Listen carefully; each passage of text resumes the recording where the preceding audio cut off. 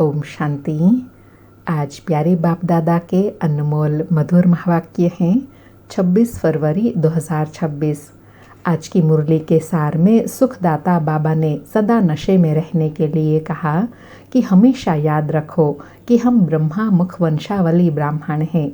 जो भी अपने को ब्रह्मा कुमार कुमारी समझते हैं उनको यह जरूर समझना चाहिए कि कल्प कल्प हम डाडे से ब्रह्मा द्वारा वर्षा ले रहे हैं। हमको शिव बाबा से फिर से स्वर्ग की बादशाही मिल रही है। पहले भी मिली थी जिसको 5000 वर्ष हुए हैं। और अंडरलाइन कराते कहा कि तुम बाप से वर्षा लेते हो सदा सुख का। तुम्हारी यह है रूहानी याद की यात्रा। यह पक्का पक्का याद कर लो जिसकी हम महिमा गाते हैं। तुम मात पिता हम बालक तेरे, तुमरे कृपाते सुख घनेरे। अभी वह हमारे सन्मुख है। और स्मृति दिलाई कि इसको कहा जाता है राजस्व यज्ञ, राज्य पाने का यज्ञ। इसका नाम है राजस्व अश्वमेघ अविनाशी रुद्र गीता ज्ञान यज्ञ। तो बाबा कहे इसमें शरीर सहित जो कुछ है वह बलिहार करना है अथवा स्वाहा करना है।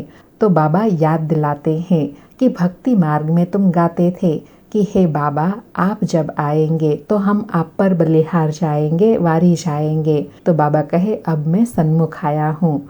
और साथ में कहा कि भल गृहस्थ व्यवहार में रहो परंतु पावन रहना होगा कमल पुष्प समान। अपने को आत्मा समझो, स्मृति रहे हम बाबा के बच्चे हैं।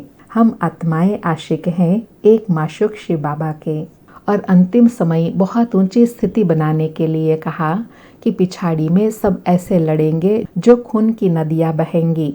तुम्हारी तो कोई से लड़ाई नहीं होंगी। तुम योग बल में रहते हो, तुम याद में रहेंगे। तो कोई भी तुम्हारे सामने बुरे विचार से आएंगे तो उनको भयंकर साक्षात्कार तुम्हारे द्वारा होगा और वह जट भाग जाएंगे। बाबा कहे तुम शिव बाबा को याद करेंगे और वे भाग जाएंगे। जो पक्के हैं जिनको सदा स्मृति रहती है मेरा तो एक शिव बाबा दूसरा ना कोई। हथ कार डे दिल यार डे। कर्म करते हुए एक बाप की याद में रहने वाले बच्चों के द्वारा अंत में बहुत साक्षात्कार होंगे। फिर और अंडरलाइन कराते कहा कि बच्चों को घर की भी संभाल करनी है परंतु तुम आत्माएं बाप को याद करो तो पापों का बोझा भी उतरता जाएगा। सिर्फ एक याद से ही तुम तमो प्रधान से सतो प्रधान बनेंगे। फिर स्मृति दिलाई राजा बनने के लिए कि एक राजा की लाखों के अंदाज में प्रजा होती है तो राजा रानी बनने के लिए मेहनत तो करनी पड़ेगी ना। बाबा कहते हैं सब कुछ करते हुए निरंतर मुझ बाप को याद करो जैसे आशिक माशुक होते हैं। तुम्हारा माशुक आया हुआ है, तुमको पढ़ा रहे हैं। पढ़ते पढ़ते तुम देवता बन जाएंगे। याद से विक्रम विनाश होंगे और तुम सदैव निरोगी बनेंगे। और नशे की बात बताते कहा कि आगे चल तुम बहुत वृद्धि को पाएंगे। तुम्हारे सेंटर हजारों की अंदाज में हो जाएंगे। गली गली में बाबा का संदेश देते रहेंगे। सिर्फ बाप को याद करो और वर्षे को याद करो। अब चलो वापस अपने घर।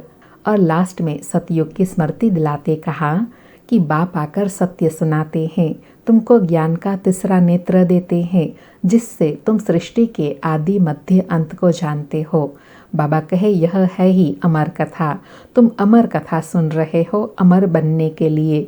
फिर कभी अकाले मृत्यु नहीं होंगी। सतयुग में खुशी से एक शरीर छोड़ जाकर दूसरा लेंगे। सतयुग में कोई बीमारी आदि होती नहीं। सदैव एवर हेल्दी वेल्दी रहते हैं। आयु भी बड़ी होती है। वहाँ पतित पना होता ही नहीं। बाबा कहे ऐसा पावन बनने के लिए बाबा अभी युक्ति बताते हैं। सिर्फ मुझे याद करो और वर्षे को याद करो। और साथ में कहा कि बाप ही दुख से छुड़ाकर सुख में ले जाते हैं इसलिए उनको लिबरेटर कहा जाता है।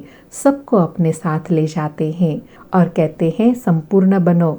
सुनते हैं प्यारे बाप दादा के अनमोल मधुर महावाक्य। आज बाबा कहे मीठे बच्चे सुख देने वाले एक बाप को याद करो। इस थोड़े समय में योग बल जमा करो तो अंत में बहुत काम आएगा। आज मुरली से प्रश्न है बेहद की वैरागी बच्चे तुम्हें कौन सी स्मृति सदा रहनी चाहिए। उत्तर में बाबा कहे यह हमारा छी चोला है, इसे छोड़ वापस घर जाना है। यह स्मृति सदा रहे, बाप और वर्षा याद रहे दूसरा कुछ भी याद न आए। यह है बेहद का वैराग्य।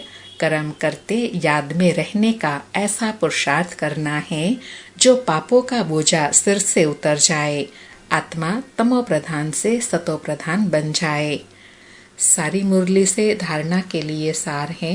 पहला पॉइंट, याद का ऐसा अभ्यास करना है जो बुरे विचार वाले सामने आते ही परिवर्तन हो जाए। मेरा तो एक शिव बाबा दूसरा ना कोई, इस पुरुषार्थ में रहना है। बाबा कहे ऐसी पावरफुल स्थिति बनाने के लिए मेरा तो एक शिव बाबा दूसरा ना कोई, इस पुरुषार्थ में रहना है।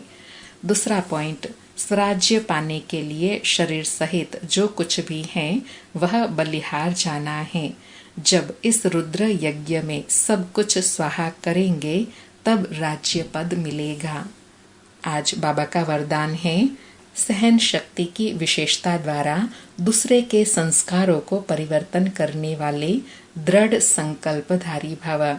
सहन शक्ति की विशेषता द्वारा दूसरे के संस्कारों को परिवर्तन करने वाले दृढ़ संकल्पधारी भव। स्पष्टीकरण है, जैसे ब्रह्मा बाप ने ज्ञानी और अज्ञानी आत्माओं द्वारा इंसल्ट सहन कर उसे परिवर्तन किया, तो फॉलो फादर करो। इसके लिए अपने संकल्पों में सिर्फ दृढ़ता को धारण करो। यह नहीं सोचो कि कहाँ तक होगा, सिर्फ थोड़ा पहले लगता है कैसे होगा, कहाँ तक सहन करेंगे। लेकिन अगर आपके लिए कोई कुछ बोलता भी है तो आप चुप रहो, सहन कर लो, तो वह भी बदल जाएगा। सिर्फ दिल शिकस्त नहीं बनो। बाबा ने सहन शक्ति की विशेषता द्वारा परिवर्तन करने के लिए एग्जाम्पल दिया ब्रह्मा बाबा का। जब कोई इंसल्ट करता है तो हमेशा ब्रह्मा बाबा के सैंपल को सामने रखो कि उनके सामने कितनी परिस्थितियां आई लेकिन कभी भी दिल शिकस्त नहीं हुए। ऐसे जब फॉलो फादर करेंगे और साथ में संकल्पों की दृढ़ता होंगी तो सहज विजयी बन जाएंगे। आज का स्लोगन है, संगम पर सहन कर लेना, झुक जाना, यही सबसे बड़ी महानता है। संगम पर सहन कर लेना, झुक जाना, यही सबसे बड़ी महानता है। आज के अव्यक्त इशारे हैं, एकता और विश्वास की विशेषता द्वारा सफलता संपन्न बनो। बाबा कहे बाप दादा चाहते हैं कि बच्चों की पहले साथियों में सेवा में वायुमंडल में एकता हो, फिर एक बल, एक भरोसा, एक मत हो, तब सेवा में सफलता मिलेंगी। जैसे नारियल तोड़कर रिबन काटकर उद्घाटन करते हैं, ऐसे एक मत, एक बल, एक भरोसा और एकता की रिबन काटो और फिर सर्व के संतुष्टता संपन्नता का नारियल तोड़ो। यह पानी धरनी में डालो, फिर देखो सफलता कितनी होती है। अच्छा, ओम शांति। शुक्रिया बाबा, शुक्रिया।